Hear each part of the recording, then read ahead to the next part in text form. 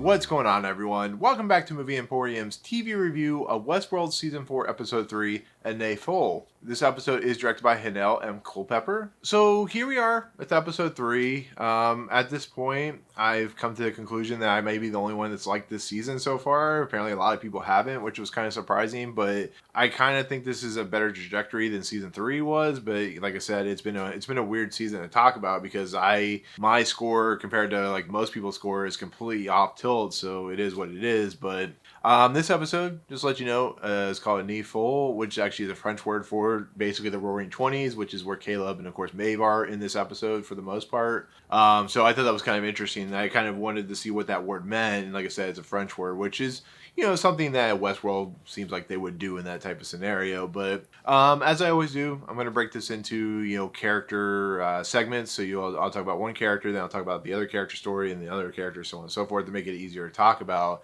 And to start out, this is a 3-part story. Apparently, they can only have 3 parts in any given episode to kind of keep it from being really confusing. Even though this episode can be really confusing and brings up a lot more questions that need to be answered than are going to be answered, unfortunately. And we'll start with the Bernard stuff, the Jeffrey Wright stuff, because the other stuff is kind of it's the same story, but kind of like split into 2. And Bernard has been a character that, once again, is kind of just introduced in like a weird way when it comes to how Jeffrey Wright comes into the story. Last season, he didn't come into like I think the 3rd episode or something like that, so that was really weird. And here, he's been, as we know, under he's like all covered in dust. Stubbs, the Luke Hemsworth character, has rescued him. He's in the hotel room, and basically he wakes up. He is in some kind of weird, I would say, Inception world of some sort, where he wakes up, he sees the maze that we've seen throughout the entire series.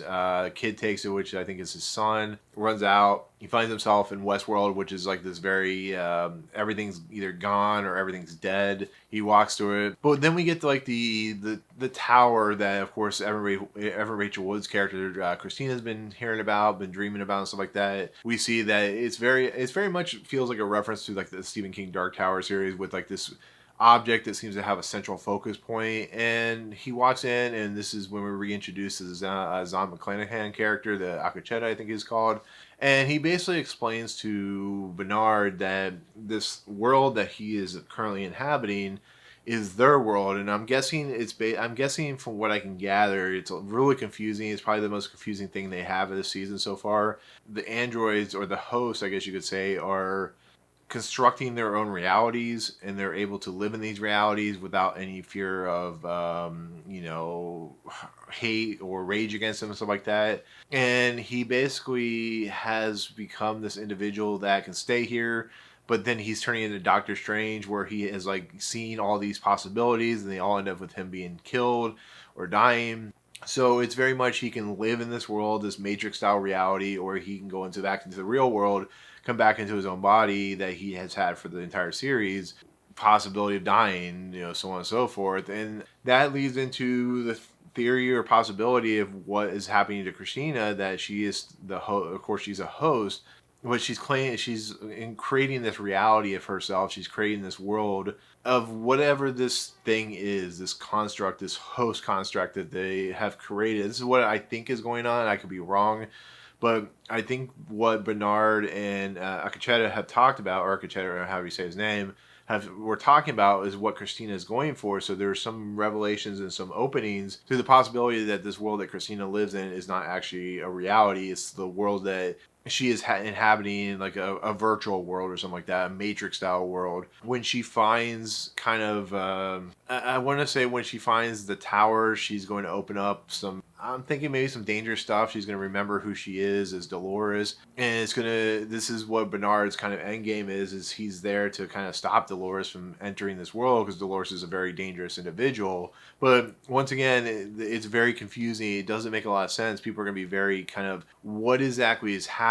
Why is it so cryptic? Which is what Westworld's problem is a lot of times, is they'll introduce these really interesting concepts and theories, and this is happening here, and you're not entirely sure what they're trying to go for. You kind of see the inklings, you see the little like mystery box kind of opening, you're kind of peeking in, but the way Bernard and the Akacheta character are talking, there isn't much what I would call understanding of what the audience is really trying to look for, and it's a problem. It doesn't make any sense. But like I said, I'm trying to I'm trying to gather myself into what is the writers and the staff and the director, what are they presenting, what are they making Bernard to come out to be, and we'll see how that plays out. I don't know at this point. I feel like it's Bernard has a particular purpose.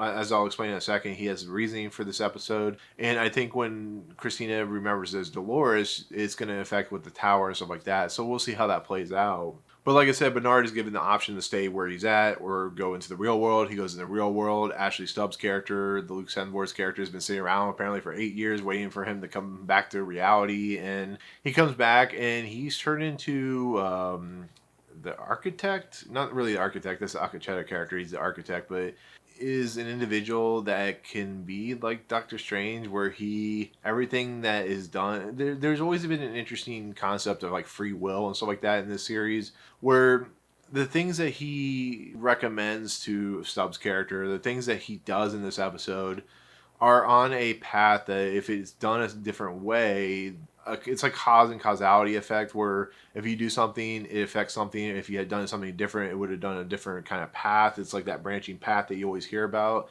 And that's what happens here. Like, he tells Ashley Stubbs' character to eat a tuna sandwich instead of like a BLT sandwich. It changes the path of the situation. He, grabs a pen. He makes sure he asks for coffee, which, all this stuff is like creating a causality effect to get him to the point he needs to get to. For instance, there are two guys in this cafe they go to, and he goes out there and murders both of them. And one of them was a host who was going to meet up with this woman who's part of this, I want to say this resistance of some sort. It's not really explained very well, but it's all leading to this kind of moment where, of course, this woman in this kind of Mad Max style car that's dusty and stuff like that, Bernard and Stubbs meet this woman who is actually meeting some other people. Of course, Bernard has killed these two individuals. One of them is a host. You can see it's an android. He basically converts himself into this woman's car to get him to this location, to what he needs to do. And so we're led through the desert. We see this like really cool thing where they pull up a couple of spike things or whatever, and it causes the laser protection grid to kind of open or be blocked off with some mirrors, which is a really cool sequence. And this is where we get our like Mad Max style thing, where these like RV or CRV type vehicles, and of course a bunch of other vehicles pop up. We're introduced to Daniel Wu's character, who is like, I guess, the leader of this group and everything. And basically Bernard, who is, like I said, doing this causality effect and on this path of a certain thing to possibly survive and protect humanity, which is what is explained, that he's trying to protect humanity from doing certain things. He's offered them a weapon in the desert. Now, we don't know what that weapon is because it's not totally explained, but he says there's something buried in the desert. I know where it's at. It's a weapon. That's where their story kind of leads off. He has a weapon. He knows where it's at. It can help them in their cause of whatever they're doing. It's really confusing, to be fairly honest, what exactly is Bernard's ultimate end game. We know it is to save humanity. Why is it to save humanity? What is this path and causality that he's taking? What exactly does it all mean? I think it's leading to some kind of thing with Dolores' character. I think it's also leading to what we'll learn later on, and what William and, of course, Charlotte are doing. And I think it's leading towards a path of another war of some sort, which is kind of a samey thing when it comes to Westworld. But overall, it's an interesting story. Once again, I think Bernard is very underused in the series, and here he just feels like a conduit to get to a certain plot device point, eventually at some point down the road in this season. When Bernard was originally introduced, he, of course, was like underneath the Anthony Hopkins character. And when you watch his character in this, it just feels like they don't really know what to do with Bernard's character. That either Jeffrey Wright is going to finish this season and this be his last and he dies off, or they just didn't really have a plan for Bernard's character and they're just kind of doing it on the fly. And that's a little bit of a problem with, especially how good Jeffrey Wright is as an actor. I just feel like they need something. There needs to be something big, something that is worth Bernard's weight in gold, because it definitely suffered in season 3 with everything he did.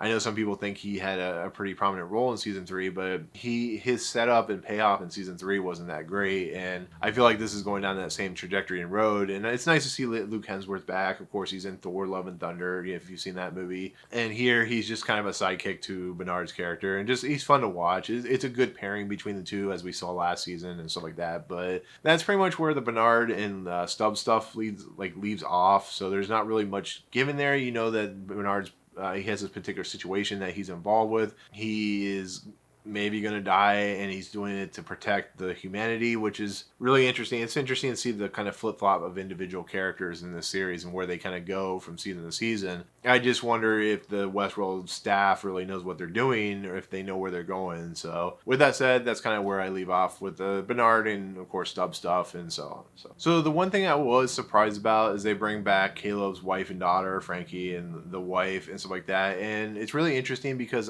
as I was watching this episode, I was really confused about this story until it started revealing itself with the Caleb and Maeve stuff, because as Frankie's trying to get a hold of her dad through a ham radio or a radio of some sort. The mom's like, he's not there, he'll come back for us, stuff like that. I guess they're being transported to a safe house of some sort because the things are getting a little dicey where they're living at. And in the process of everything, Frankie gives her bear to this bodyguard who says he's gonna teach him some karate. It's a little cute moment.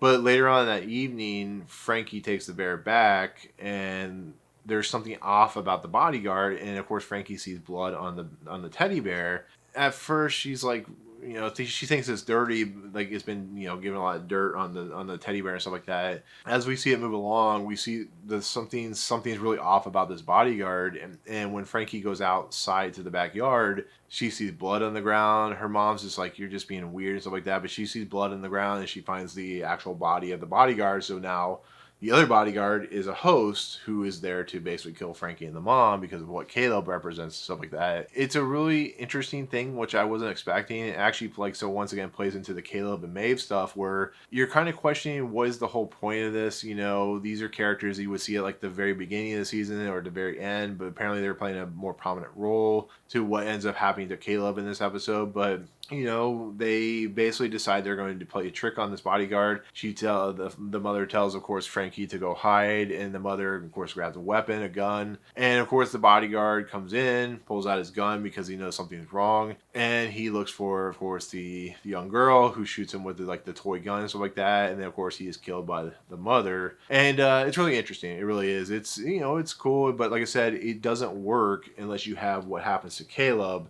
So there is something, if that had happened and the stuff with Caleb and Maeve had played out very differently, this would have been a little weird. This is like the segment in Independence Day with the Vivica Fox character and the young kid, at the whole incident with the explosion of the city and their kind of quest to get back to the Air Force base and stuff like that. It's like that, but there is a purpose, I guess you could say. It wouldn't work without a particular situation that happens in the Caleb and Maeve stuff, which I'll talk about. So, like I said, it's a short piece of stuff, but it's very impactful for Caleb's character.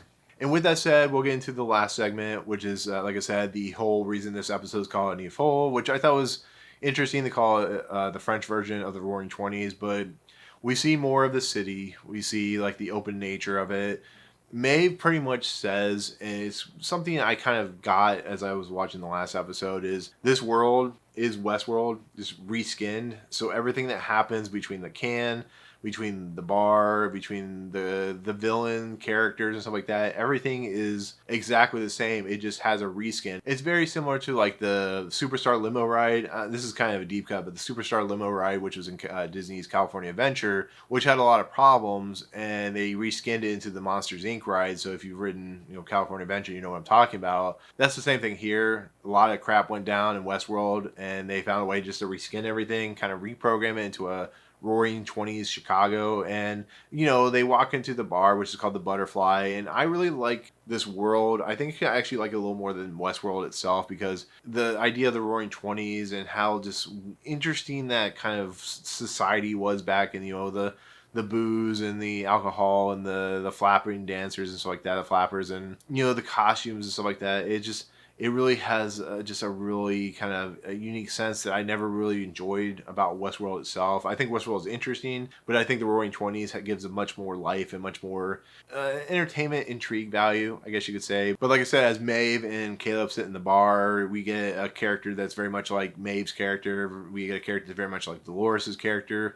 We get characters that are very much like, the just any character you remember from Westworld. They're very similar in nature. They're just told from a Roaring '20s Chicago point of view. But May brings them into this bar to wait because they need to go underground. So they're going to basically wait for a shootout to happen. There's a Chicago gangster or whatever that's going to attack this bar, like it happens in Westworld with the robbers and the cowboys and stuff like that. And basically what happens is Maeve, of course, kills not only her like doppelganger character, but she also kills like the Chicago gangster. It allows the Chicago world or Westworld attendants to pick up all the dead bodies to like replace them when new people come into effect. But it allows, of course, Maeve and Caleb to pop up on the truck, act dead, so they can get down to the underground, so they can figure out what exactly is happening, what is William doing. But the stuff before when they go to the underground, like the stuff like in the bar and whatnot, when they're just talking and all the good stuff, it's cool, it's interesting. It doesn't really add too much. They're just trying to get to a certain point, but it's just kind of cool to see Chicago in the 20s and how well the writers and directors have realized that on a visual level and a quality level and, all that good stuff. It's really cool to see like the bullets don't really hurt them. And, it doesn't really hurt Caleb because he's a human. They eventually get to the underground. It's really interesting because when they're down there, the behavioral center, everything that you recognize from the first 2 seasons of Westworld, Maeve grabs the tablet that we've seen throughout the entire series. She tries to find everything and she realizes there's something off, that everything down in the underground, it seems empty. There's no real people down here. Where's the control center? Everything seems off. And so we have basically the alarms go off. The security guards pop up. They're like, why are you down here? And they're like, oh, they kind of play stupid. And basically it leads a bunch of other people to come down who are playing, part of the Chicago World game. They're actual real people. And there's a shootout. That's interesting. Okay, this seems very familiar. And then we find out that this is part of the game. This is part of an Easter egg. Basically what it is if you took an old video game and you remastered it, so it would say Resident Evil 2 and you remaster it, that's exactly what's happening here. They've added in new content.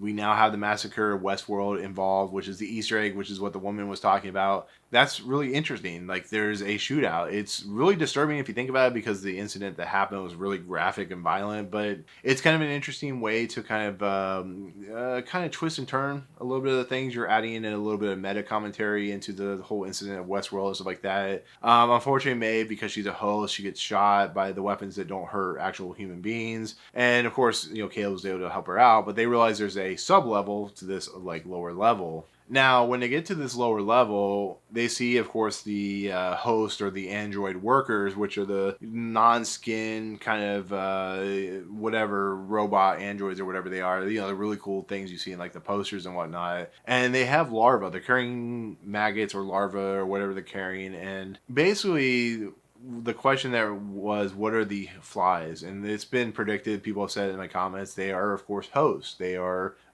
things that inject themselves into the brains of actual human beings and cause them to be under control.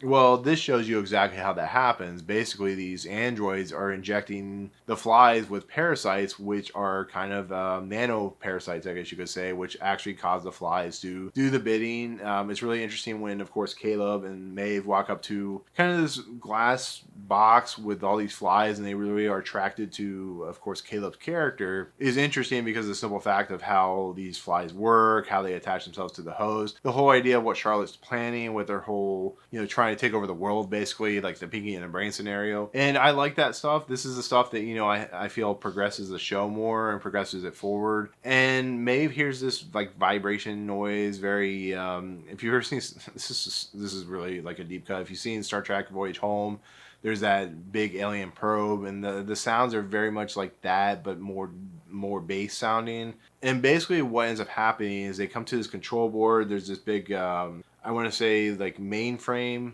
but when they see it when they look at the computer monitors, they're seeing people. And Maeve's like, I don't think these are hosts, but this thing is controlling them. And what they're doing is they're doing this like kind of block work where they're putting, pieces together like a puzzle. Then they knock it off and then they shoot themselves because of the commands. And of course, Caleb sees his daughter. if you see what I talk about and what the why the Frankie and of course the mother wouldn't work is because of this moment. If this moment hadn't been in there, that segment wouldn't have made any sense. It really wouldn't. It would just felt like filler, and it can be a little fillerish. But basically, Caleb is freaking out. He's trying to get Maeve to open the door to save his daughter because they think they're real people. He goes in there.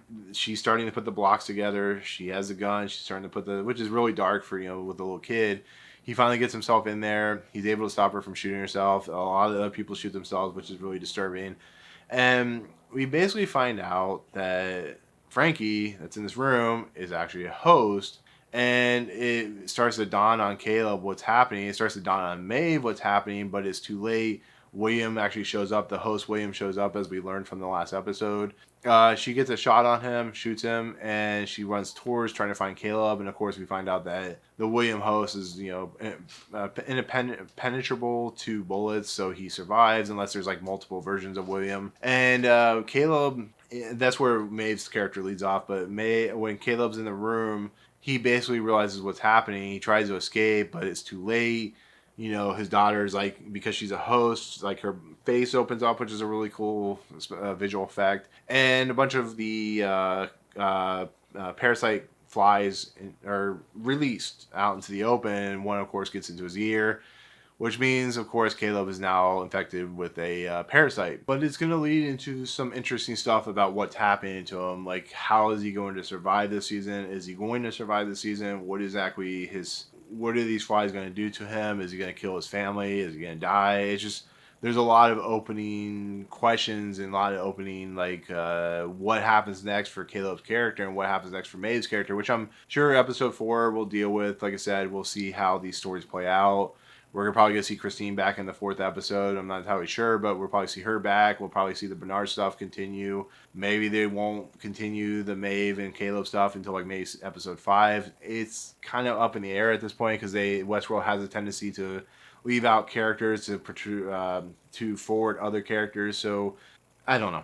We'll see what happens. There's a lot in this episode. It is a very packed episode for 55 minutes. It does a lot of stuff. There are parts that are very confusing. And I really still am enjoying this series or this season so far. But I worry that all these questions that it's pulling, all these ideas that it's throwing out there, are starting to buckle under its own weight, because you literally have 25 different ideas being presented in 3 episodes, and a lot of those are either never going to be paid off or going to be forgotten about. And I just feel like that as the season moves along, like season 3, it's going to start to falter on its own weight. But right now it's interesting. They still have 5 episodes or 6 episodes, however many episodes left to talk about in the season.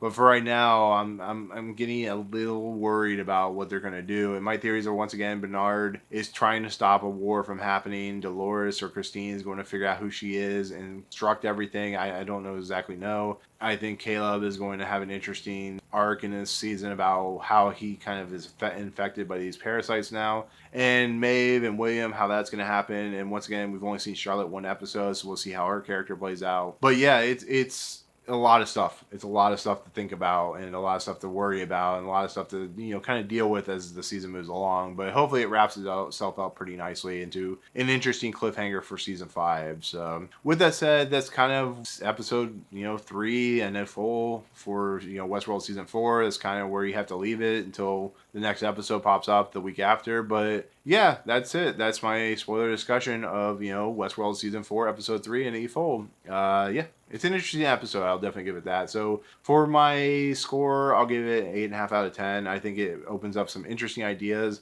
I just think that, once again, 8.5 out of 10 is a great score, but it is below the 9 out of 10 I gave the last episode. So we'll see. We'll see how it plays out. But for right now, 8.5 out of 10. And with that said, that will be my take, of course, of Westworld season 4, episode 3 and the full. Thank you so much for watching. Comments below. Of course, let me know what you think of the episode. Are you confused? Do you have any more thoughts on what you think about what's going on in this season? Let me know in the comments below. Otherwise, if you like what you see on this channel, hit the subscribe button to join Movie Emporium. Hit that notification bell at the top. The fun is coming next. If you like this video, awesome. Hit that like button. And as always, we'll see you guys on the next video. Peace out.